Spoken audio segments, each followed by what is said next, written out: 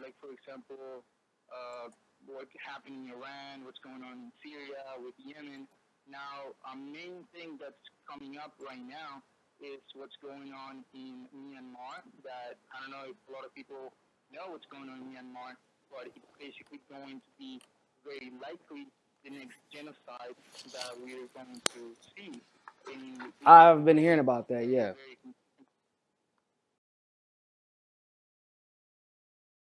Yeah, so that is definitely something that I wanted to mention on your show today because this is something that we start to really raise awareness about. And it's not as black and white as most people tend to make it seem or interpret it. Because it's not necessarily just the government of Myanmar killing the Rohingya people in this eastern region of the country, Yeah. western region of the country. It's a long, very, very long-standing conflict between the Muslim population in that area and the majority of the country, which is Hindu. And so the reasoning behind it is that these people are seen as invaders from Bangladesh just because they are Muslim. And so that is really what the conflict is. Now, what's going on right now is just it's very weird because I have seen reports of actual Rohingya people, Muslims, who are saying that the people doing because the things that they are encountering like lit on fire. You know, this actually reminds me a little bit about Darfur and how the setting was kind of like just burning towns and things like that, just running people away. There have been hundreds of, I think over 100,000 people that have already fled back to Bangladesh. So it's pretty devastating, but it's not as black and white as people think because I know, and this is not something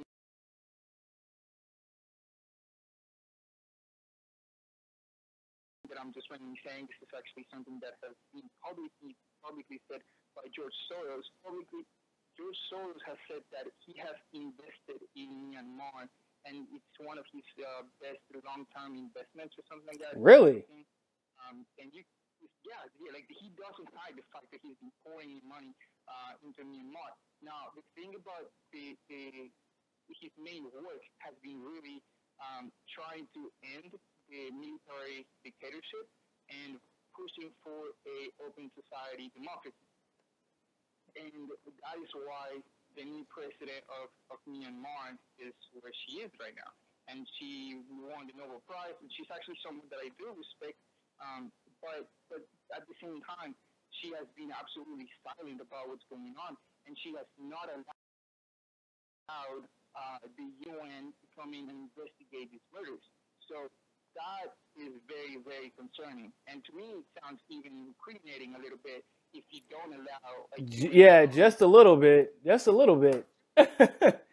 Wow, I did not see. That's something I have to do some more research on, because I wasn't familiar with George Soros and his investments into Myanmar.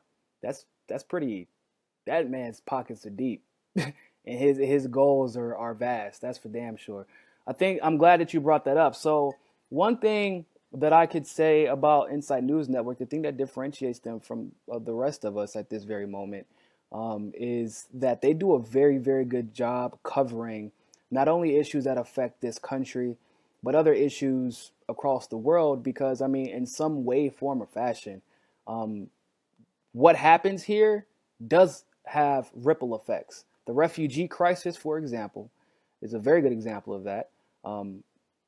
The reason that Brexit happened is essentially because of the United States invasion of Iraq, Afghanistan, bombing Syria. I mean, the list goes on, really. The reason that... go ahead.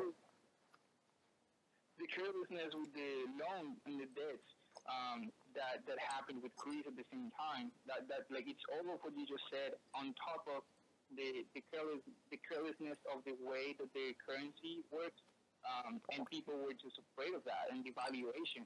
And what you said is a big aspect of it because that goes into the blowback and the people immigrating or going back to, I mean, from the countries where, Iraq and all the countries in the Middle East, Afghanistan, all these people are going back to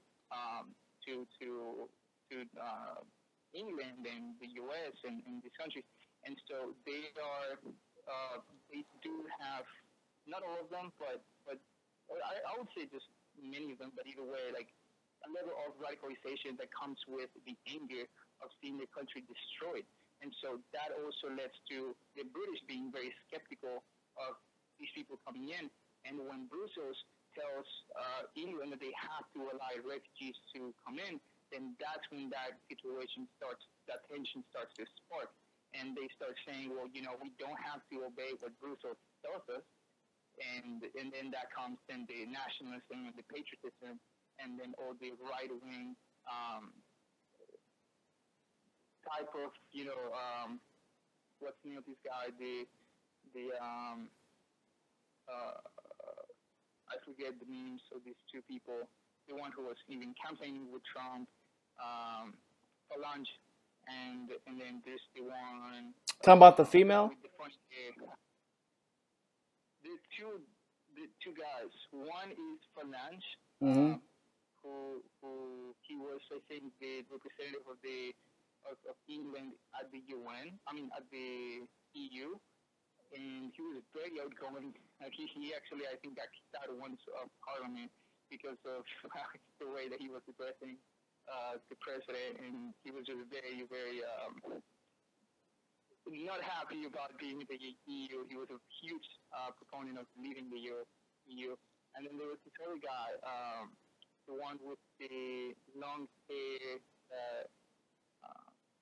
Forgot his name, but he was also very, very, very pro-nationalistic. He was one of those people. I think it's the British National Party or something like that. Very. I would compare it here to the KKK in the level of kind of white nationalism. It's just kind of like similar movements going on, for sure. Yeah, man, that's one thing. Like I said, I admire you all for taking, because those aren't sexy issues, man. Those aren't, and when I say not sexy, I mean, it's not issues that people readily understand or know about or find even relatable to them, and it's really hard. I guess the hardest part, your biggest challenge, is finding a way to make Americans actually give a shit about what's happening in Great Britain, about what's happening, in Myanmar and in Bangladesh and stuff like that, because it's difficult, man. I mean, stepping out of that box. I mean, there are people who do that pretty regularly, actually. I would say, Teleslur. Do you know what that is? The broadcasting company Teleslur. No, I don't know. See, they're a very popular broadcast company, but they cover some really hard hitting, just issues that really need to be discussed. In a lot of ways, I've seen RT Russia Today do the same thing, and the issues that they unfortunately, people just consider them the standard. They consider them the norm in places like the Middle East. They think that the refugee crisis in Great Britain is just something that's always been there. They think that the Muslim prison population in France is always been 90%, and they don't think that it's out of the norm for them. But if these issues were something that were happening in the States, all of a sudden, not only is it going to affect you personally, but they're like, whoa, you broke our comfort zone here, and so yeah. So I'm glad that you do get to talk about these issues, and you get to kind of bring it back to the American politics, and so obviously you don't only do international issues, and I guess my question to you would be, what's next on the agenda for Inside News Network? Well, okay, so what's next is a lot more of what we have kind of flirted with right now, which is interviews. And so right now I was doing a lot of interviews, actually, also, in case people that are listening don't know, we have you on our show. And I know that people, we were looking for mainly progressive candidates. That's really how it started. The idea was to have progressive candidates on our show and promote them. And not just that, but give them the footage for them to kind of have more content. So, for example, we had an interview with Nova, and so it was great because it was a platform in which he expressed his. I mean, it was a way for him to express his platform in a 32-minute segment. So it's not too long, but it's long enough for everyone to have him in front of them. Talk about every issue possible. Very, very well in depth. So that is kind of what we're really working on. And so right now, during the summer, I was kind of just, testing it out. I also had progressive hosts like you, Team Black, a couple others, and also progressive activists. So that's kind of what I was doing, just mainly to push for getting money out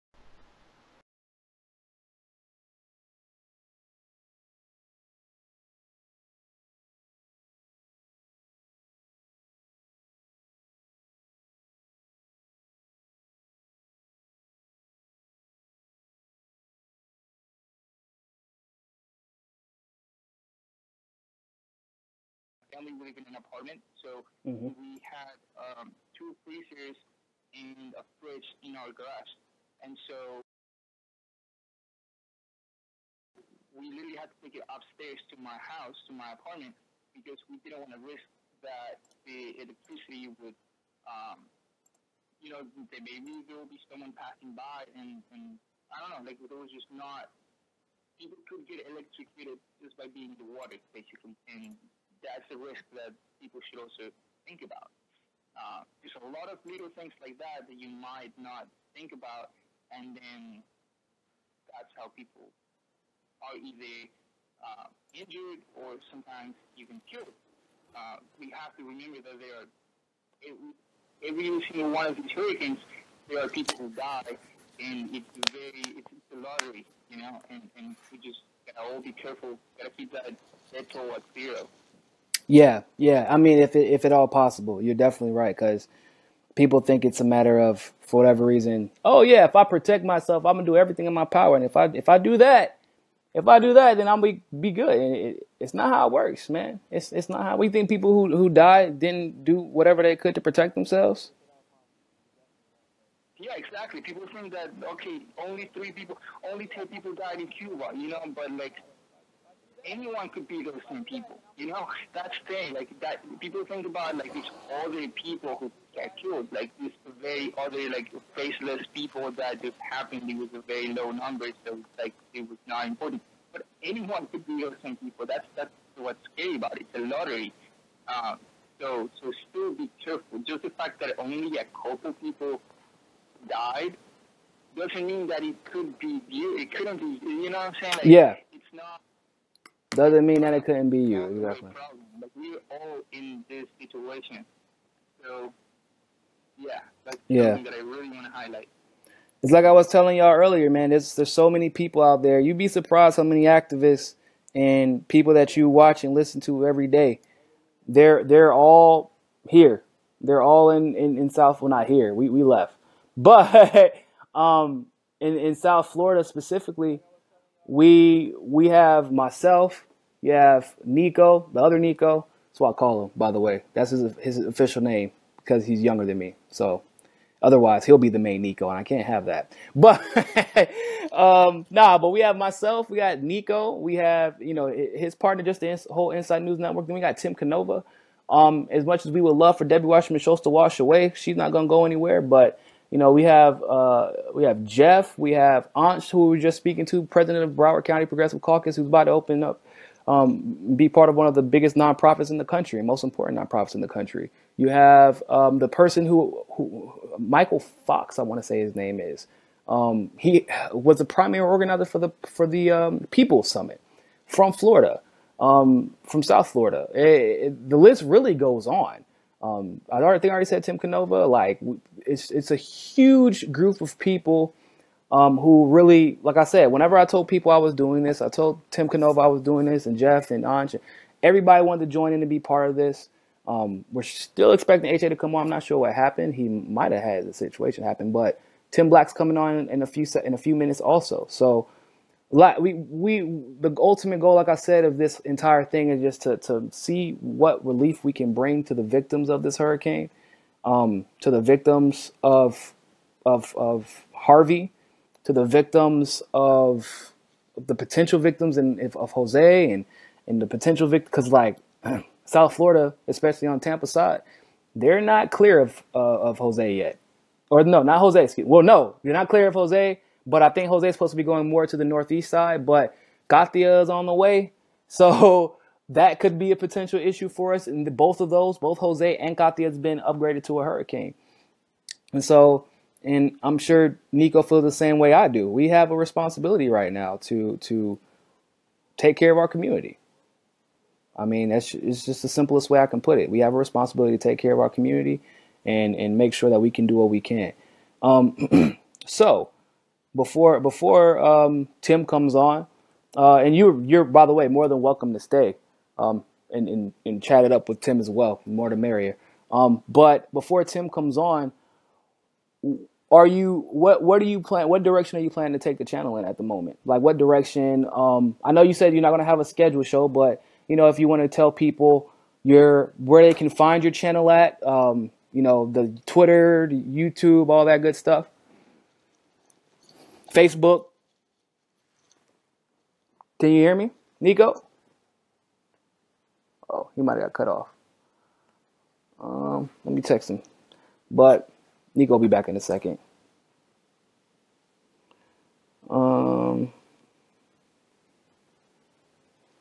About to have some.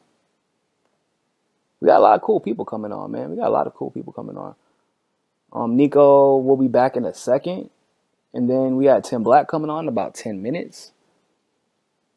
We have HA coming on whenever he gets in. He literally just texted me and told me he would call me.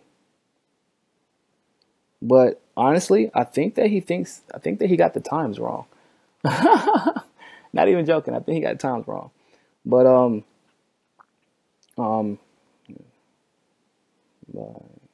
telling Niko to give a call back in. Oh, there he goes right there. Niko, can you hear me? Niko. Hello, Niko. Can you hear me?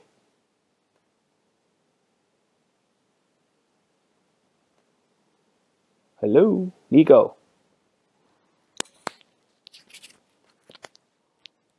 Niko, can you hear me? Can you hear me? Man, it's kind of weird saying my name this many times and not having anybody respond. Niko. Niko, can you hear me? You might have to hang up and call back, man.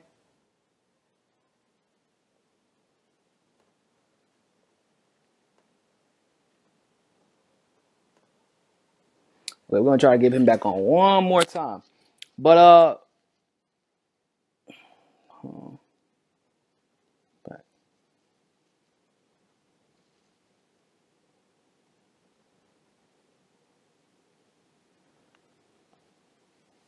what was I saying? Oh, please, whenever because Tim Black is about to be on here pretty soon. When he gets on, if you want to talk to Niko, it's so weird. I'm telling you all, so weird saying my name this many times. If you want to talk to any of us, please give us a call at 218-339-8525.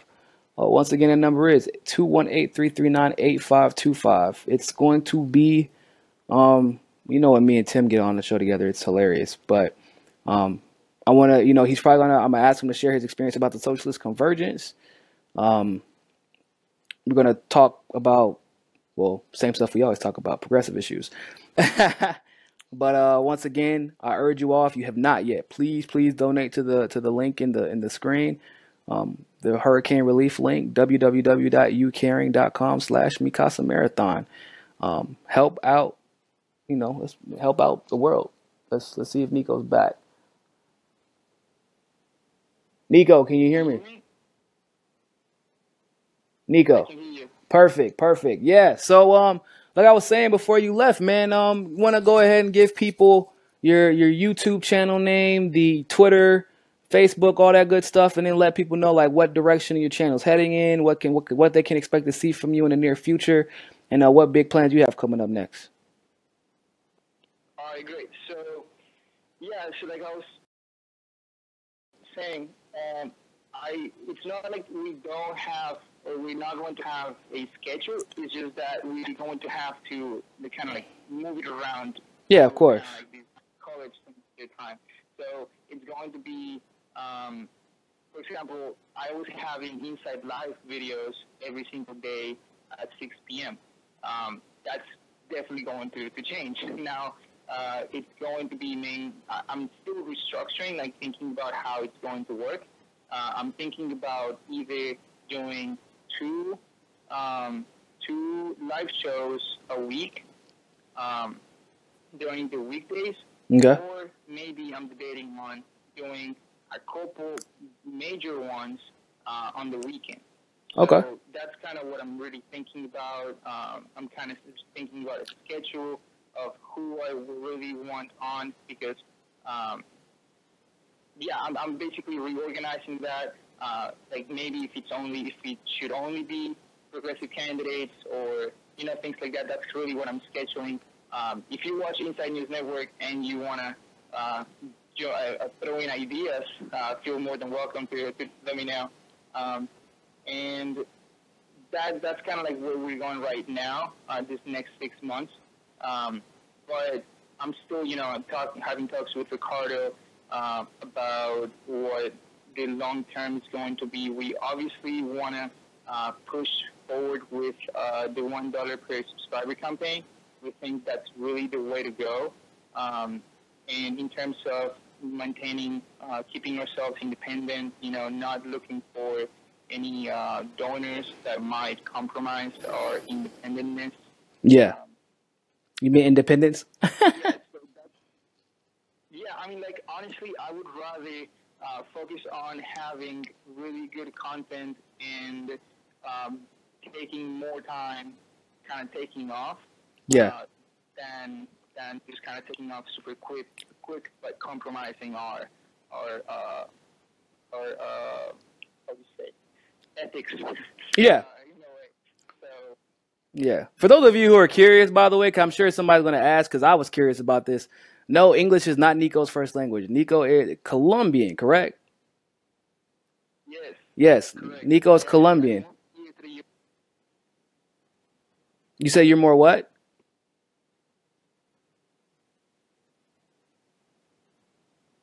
Hello?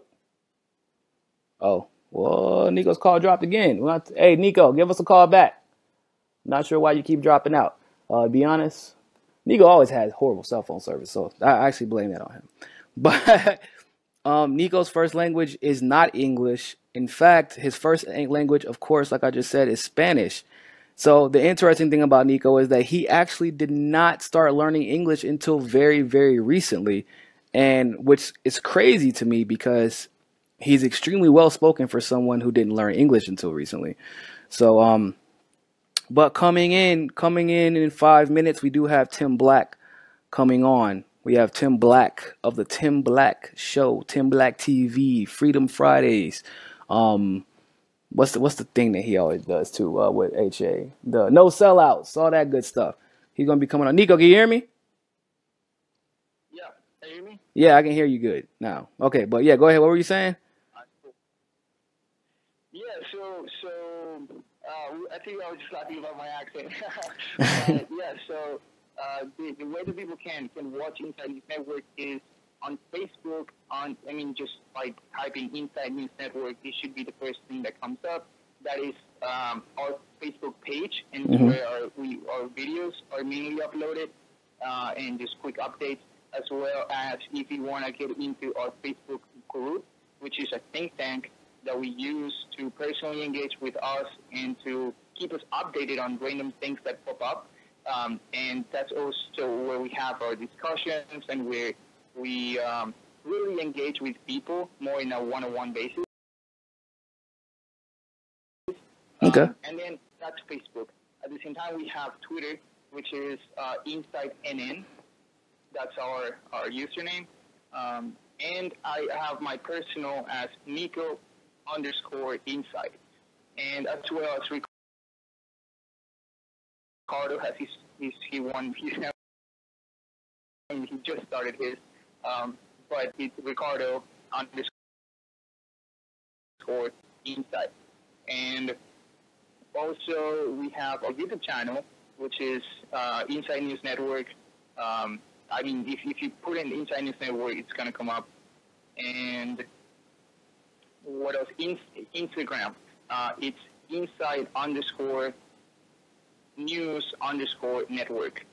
So those are our platforms that we try to keep us updated as possible all the time. Like, again, this is something that we do just for the love of informing other people on things that are of importance. We don't get any money really from anywhere other than our Patreon account. And right now it's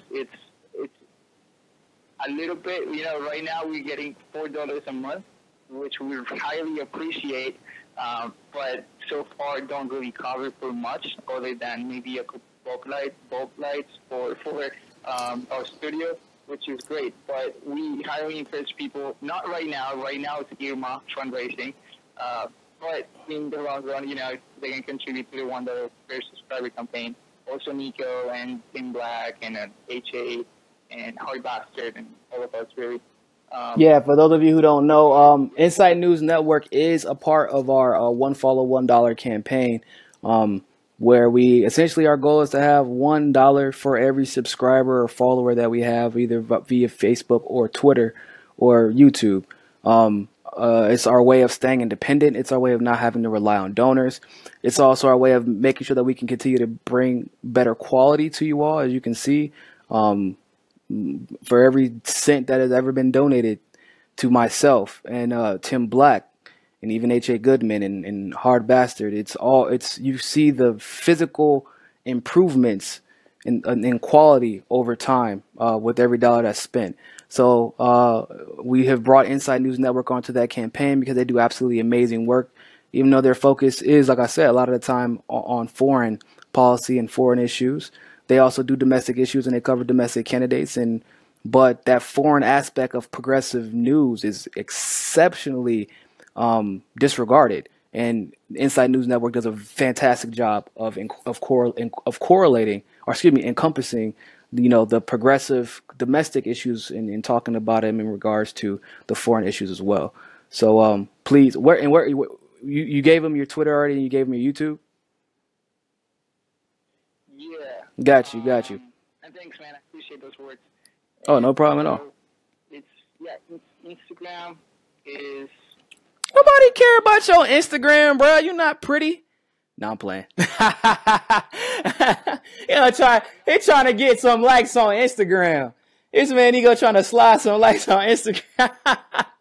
Nah, but he like for the ladies only Instagram. Yeah. Colombian Killer. Niko the Colombian Killer at sexy.com. Sunkiss Niko. I think we just lost him again too. Let me see. Man, I don't know why he keeps coming in and out.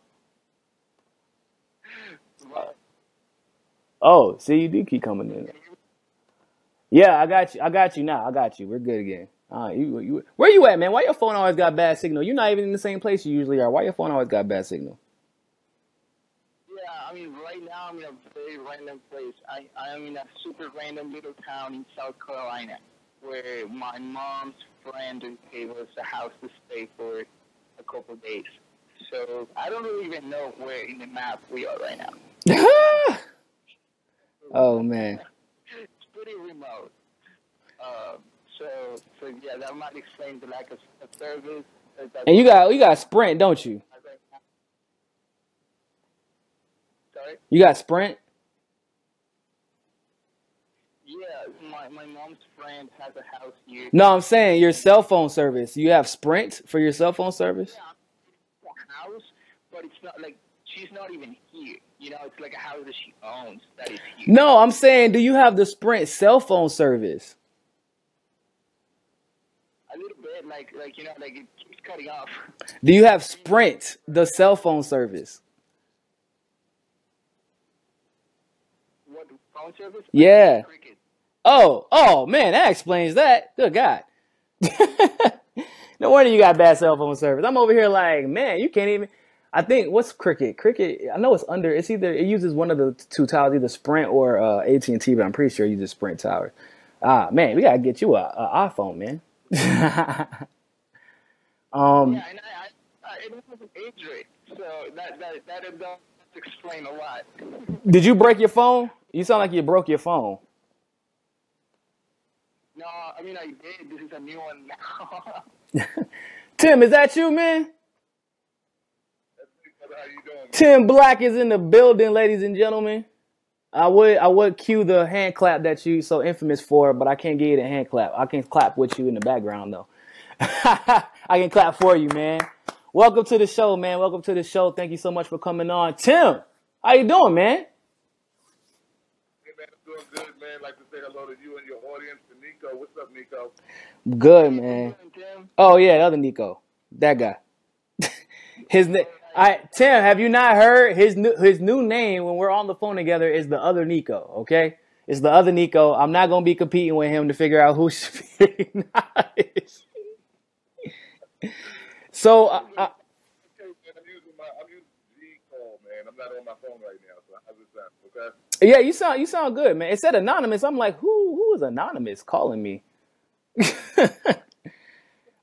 use my cell phone. I sound crap on the radio. I wanted to make sure it was a little bit clear, you know what I'm saying? oh, you got bad signal too, man. I feel like everybody's had some bad signal since this hurricane come. Cause you know, if one tower goes out, it affects a lot of people in a wide area.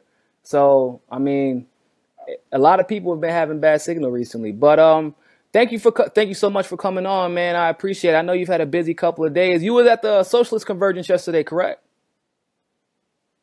Yeah, man, I was at the Convergence Conference, the People's Party Convergence, man. It was amazing, and it was, just a whole lot, man. It was crazy. Yeah. Awesome, man. What did you speak?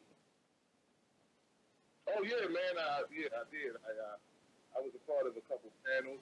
Oh man, we had fun too. Like, cause we did a live Jimmy Dore show. Me, Lee Camp, Ron Lacombe, Stephanie Zamaro, the Mr. Liberal, and we just killed it, man. And we talked about issues, and you know how Jimmy does his shows, right? With the it's like a live thing when we sit on a panel. Yeah, and, like, yeah. Yeah. I'm mad at Jimmy, man. Jimmy ain't had me on his show yet. He been talking about my loss, ain't had me on his show yet. We gotta be. No, I'm playing. Jimmy's cool, man. I like Jimmy's show. Nah, but I'm glad. I'm glad y'all had such a good time. I saw Lee. Yeah, Lee was out there. Did Lee do a show live also, or just Jimmy? Y'all just went on Jimmy's show. Well, let's see. I think Lee? He came up Saturday, right? So Friday we met in D.C. near the Capitol, and we did like a little rally. So it was Shama Sawant from the alternative, the Socialist Alternative. Right? So Yeah. she's the socialist candidate out there, doing great things. Man, she's been elected to office, and it's amazing. So we did that rally, her, Niko, and I. Then we went and delivered the paperwork to Bernie's office, right, at the Kirksburg building and the Congress. So that was really cool. Okay. Unfortunately, Bernie Sanders wasn't there. Right? So, Nah, I think it was on TV. Well, yesterday was his birthday, wasn't it? No, it was the day before yesterday. Was it yesterday? Friday was. Okay, got you. That's when we delivered the paperwork. So we're like, it's like 60, 70, I don't know how many people it was. All of us walking up and into the office, and, we did a live stream of it, and we delivered it to his, within inside his office, which was really cool in itself, right? Unfortunately, he didn't have like a representative there. He had people that worked there, so they took the petition and did a ceremonial type of thing, and just stated what I do. Look, y'all had everything. Y'all was super ready, and man ain't even home. God damn it! It's like, oh damn, we forgot it's Saturday. Shit. Oh man. Okay, we'll try again on Monday. Nah. Like I was asking Nick, I was like, Nick, did you know it's birthday? Oh man, I forgot. Look, you get so caught up in the big details, man. Man, it's funny though. That's funny. I mean, but it's important. It's still something important to do anyway. You got something to look forward to when he gets back. Oh, exactly, man. It's like, one day out of the year happens to be his birthday, and of course everybody's like, "What did he say? What did he do?" Like, dude, he wasn't there, man. I know. The spinners are gonna say. The spinners are gonna be like, "Oh, he was avoiding y'all. He planned to not be there. He planned for his birthday to be on September the 10th or September." He's planned this for 73 or 76 years. Oh God, man, he old. But man, did you end up getting a chance to do a show out there? Who's that? Did you get a chance to do a show? Yeah, man. What I did was that was Friday when we delivered. Then later that night, we went up to American University in D.C. where the event was held, right? So, so similar to the People's Summit similar to the anti-war convention they had in Virginia that I went to. They rent a space. Yeah. It's a big space. Like I said, a university. And they have rooms where they have workshops, things of that nature. I was a part of at a couple of events. I saw people, man. And we, you know, the different topics were addressed: anti-war, of course, poverty, racism, steps going forward as far as uniting, information about the Socialist Party, Green Party was representing, progressives. All these people fall under the tent of progressives. So it's just cool, you know what I mean? And I want to make sure everybody knows. No Soros, right? There was no Soros. I know. Go ahead and make that disclaimer right now, man. Before people calling in the show, ripping you. You was there with dark money. You know that's what they do, man. It's for the universities, man. It's like it's not an arena. You know what I mean? It's a, I guess somebody went to and they were able to hook us up in, and everything you paid your own way for most of the stuff. It's like nothing free. So. Man, later that night when we did the show, it was really great being with these guys and talking about issues we don't care about, man. So, yeah, that's good, man. I was supposed to go, and I was actually supposed to be on the panel, but I couldn't because at that time, well, there was a reason I couldn't go. Oh, because I had to go to another event in October that ended up getting canceled because of all the hurricane situation. A lot of people have been displaced and are probably likely to be displaced. And so they wanted to change the focus to making sure that the hurricane victims were squared away. But then, of course, after that was canceled, it's not like I could go anyway because I had to evacuate. So, but I'm glad that y'all were there and y'all were representing. And I'm so glad it was really convenient for you and Lee to go because you both live in DC, correct? Yeah, you know what I'm saying? Yeah, exactly. So it was really convenient for us, right? Hey, I got to get something out of living next to, D.C., man. I live in Maryland, so I got to get something out of it, bro. I know, other than expensive apartment and house prices, man. Real estate in Maryland ain't cheap, man. It's not too pretty up there. Oh, man. So, shout outs, man. Let me tell you some people that were there, bro, if you don't mind. Oh, go ahead, man. Please. Yeah. Jill Stein was in the house, right? Oh. And I didn't know she was. Yeah, she came Saturday, so I couldn't be there right now because this is the day that they're actually doing stuff as well. But I did 2 back-to-back days, man. I had to get some stuff done with the family. My son's going back to school. So I'm sitting in the lobby talking to some people there. I hear somebody say, "Hey, Tim." I look over, man. It's my friend Jill Stein, right? We started talking about she looked a little jet lagged because she just came in, Yeah. And she just, was supposed to interview her today. But anyway, so her, Colonel from Draft Bunny, these are great people, man. I think you met Nick Bonner's team, man. Yeah. He was like his right hand.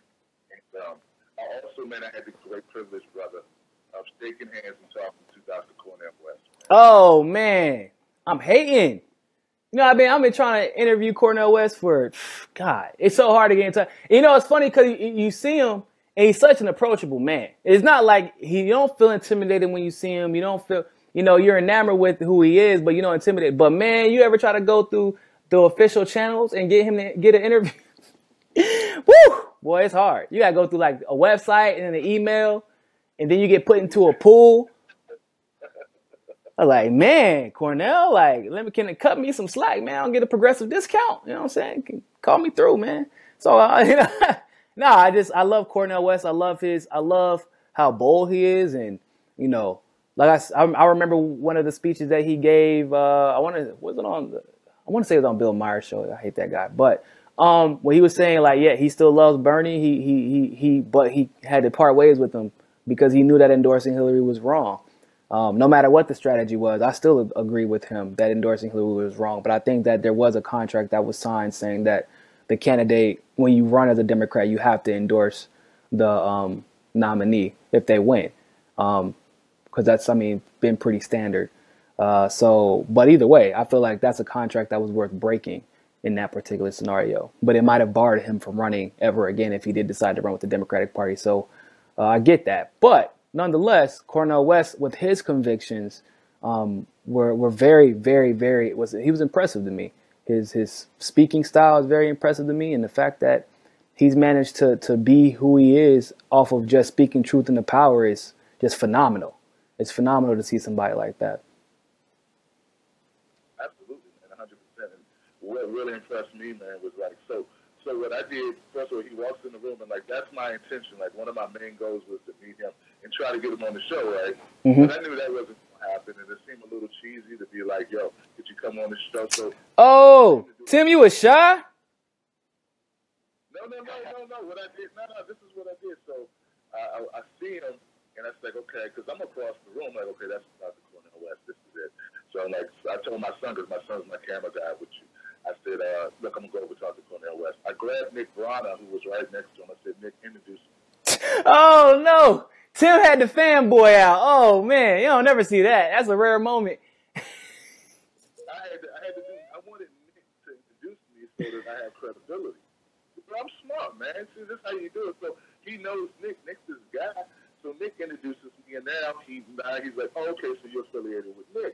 Then I say, hey, I'm Tim Black, and we shake hands and we talk a little bit. You feel what I'm saying? Mm-hmm. So now when I go around people, I say, hey, you know, now at least he knows who the hell I am, and now we can do it on that. But man, when he spoke, bro, I got clips, right? Mm-hmm. What would you call exclusives, right? Because he did not hold back. What you said earlier about his criticism being real and him not pulling any punches and keeping it real on Bernie and the Democrats, dude, he didn't bash Bernie, but he made it emphatically clear that we have to hold Bernie accountable, just like we hold anybody else accountable for what he does.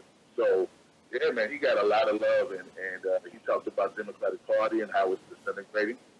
He talked about the need for a third party, why it's important, and as did Shama Kawan. She spoke at length about that too. But dude, it was a riveting panel, man. We had a great time, and he is the truth, and so is Shama. That's awesome. Oh, dude, you know what? That's the thing. Like, I don't know what's gonna happen, right? You know what I mean? As far as what Bernie's gonna do, but what we do is not contingent on what he does. I feel like, I consider Bernie the Steph Curry of politics right now, right? Ha! So you know what I'm saying? You try to grab that free agent. You feel me, Niko? Yeah. Out of nowhere, they thought he wasn't gonna be nothing, and next thing you know, this regular-looking guy walks up and started busting threes in your face and breaking records. Like if that guy's available, you try to get him, but if he won't come with you, you still gotta play. You still gotta play. We call it the season. Yeah, we ain't calling the season just because this guy doesn't want to play for us. So we'll see what happens. But whatever we do, we're moving forward, man. And we have we had 50,000 signatures. We raised over $160,000, and we're just gonna keep going. Tim, I think the way to go at this point is by actually talking to his brother, Larry, who's a Green Party candidate in England. So I think we should try to get him to convince Bernie to do it. That would be a way. Dude, and know what's something, Niko, man? We shouldn't have to convince him. He knows what it is. He knows more than we do about what's going on with the Democratic Party and what's actually realistic as far as reshaping or reforming that party. And to Cornell West, and just to kind of quote him, he's like, look, man, what they got on this guy? You know what I'm saying? Like, yeah. What is it that's stopping Bernie, man? Whatever it is, we ain't got time, man. We got children dying, Yeah. We're trapped in this duopoly. We got to get out of it. And third parties have always been the mechanism for which change comes in this country, whether it be unions, labor unions. Like, that didn't come about because the Democrat Party wanted it. It's because an upsurgent and insurgent party, a third party, pushed them and forced them to have to do something or go to oblivion. And that's what we got to do again. Absolutely. There's only two countries on earth, really, that have only two parties, the U.S. and Malta. That's What's the other countries? U.S. and what else? Malta, like a little tiny island under Italy. But yeah, not surprising you don't know it. A lot of people don't know about it. So that's so look, Niko, that's so shameful, Niko, too. That's so shameful, man, in itself. You know what I mean? Like, the most powerful country in the world. It's, America's great and fantastic and whatever. We got one of the worst political systems in the world. I know, and then got the nerve to look at other people and say, why don't y'all have the same type of political system we have? We need to make y'all a democracy. Let's go over here and help them become a democracy. And the crazy part is, once that usually happens, we install the candidate.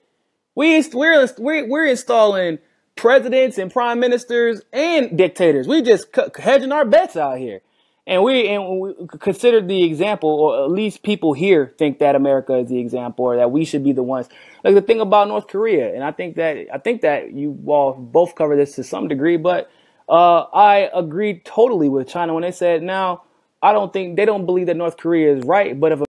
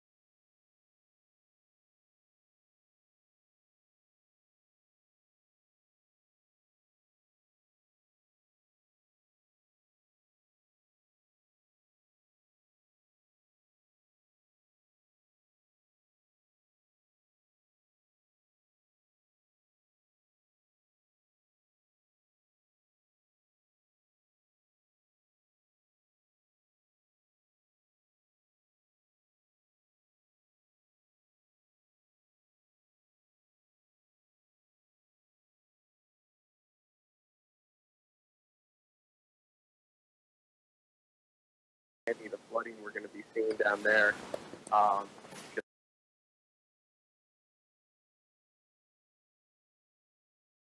Again, showing the crisis that we're facing.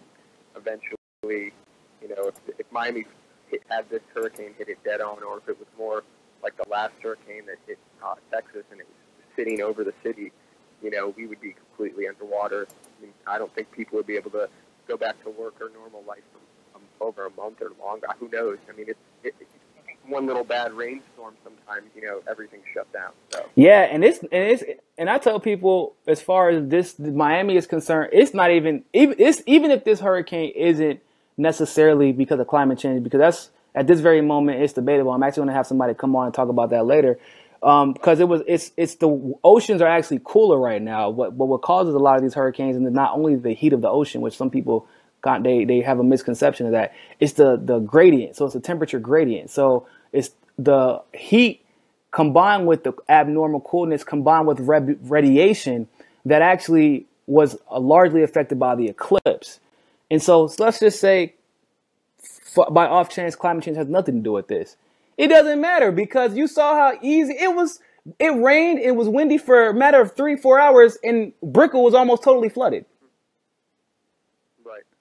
Like, I don't give a damn about climate. I just want to make sure that Miami isn't, at that point, I just want to make sure that I'm not underwater. Like, off of a rainstorm. So, yeah, no, I totally agree with you, man. Go ahead, Tim.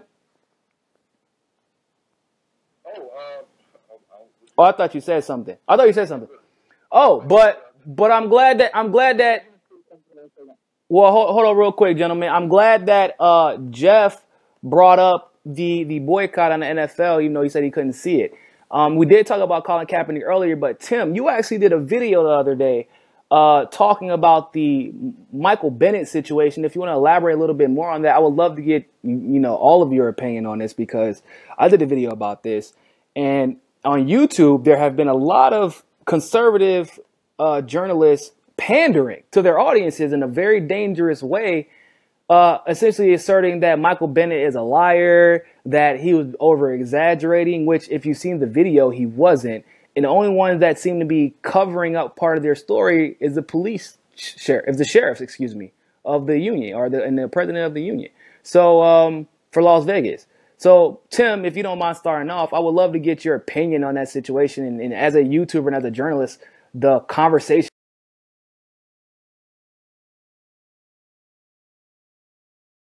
that you've been seeing had about it. Wow, brother. Yeah, I covered that story because, I saw what was happening the same way that you did. Like, the people were trying to discredit Michael Bennett as if he was fabricating his story. But when I saw the second clip, that should release or remove all doubts that Michael Bennett, fabricated anything. You obviously saw, first of all, the police said that he was suspicious. And because he ran, or because he hid, that was the first story. He was suspicious because he hid when there's an active shooter in the vicinity.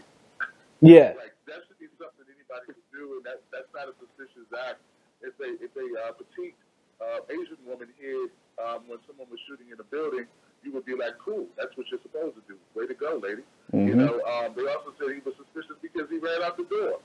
They told people to leave. They said everyone out, and he got out. And if that makes you suspicious, like, I don't know what they expected the man to do. Now, obviously, also in the clip towards the end, you see the officer, because you can't, the officer that actually pulled his weapon, his service weapon, he did not have an active body camera. Right? Yeah, which is already a big no-no for me. That's a big no-no. There's no excuse for that. But you can see from another officer's body camera that the officer did have the officer making the arrest did have something. Some people said it wasn't a gun. They said it looked like a taser. To me, it looked like a gun, and it was pointed near his head.